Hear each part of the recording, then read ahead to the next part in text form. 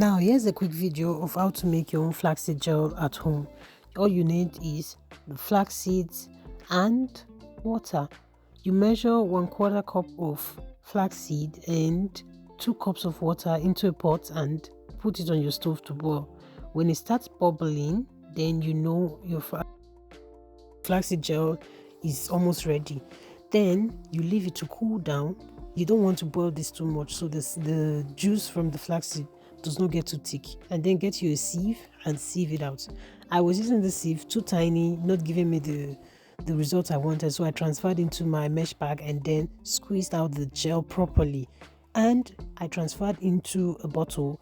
After that, I closed it up and kept in my fridge for when I will be needing it. You can preserve in your fridge for 2 to 3 days. You can add oil so that when you apply it onto your hair as a gel, it does not leave white residue. Thank you for watching.